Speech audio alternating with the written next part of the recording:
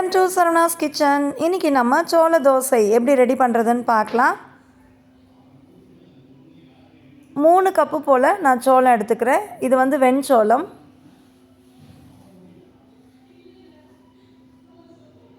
மூணு கப் சோளம் போட்டதுக்கப்புறம் 1 கப்பு இட்லி அரிசி போட்டுக்கணும். இட்லி அரிசிக்கு பதிலாக பச்சரிசி கூட ஆட் பண்ணிக்கலாம். ஆனால் நான் இட்லி அரிசி தான் போட்டிருக்கேன். 1 கப்பு உளுந்தம்பருப்பு, 1½ ஸ்பூன் அளவுக்கு வெந்தயம்,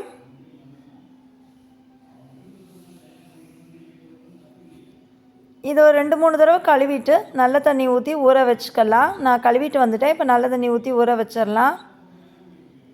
ஏன்னா இந்த தண்ணியை ஊற்றி தான் நம்ம அரைச்சிக்க போகிறோம். இப்போ ஒரு 4 மணி நேரம் போல் ஊற வச்சு எடுத்திருக்கேன். பாருங்கள், நல்லா ஊறிடுச்சு.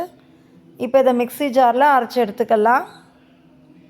நீங்கள் வேணும்னா கிரைண்டரில் கூட அரைச்சிக்கலாம். இப்போ மிக்ஸி ஜாரில் ஃபஸ்ட் டைம் நான் போடும்போதே தேவையான அளவுக்கு உப்பு போட்டுட்டேன். ஊற வச்ச தண்ணியவே இதில் ஆட் பண்ணி அரைச்சாச்சு.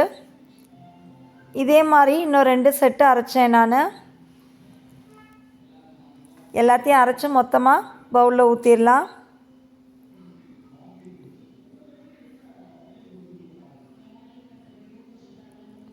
இது வந்து 8 மணி நேரம் போல் புளிக்கணும். மூடி வச்சிடலாம்.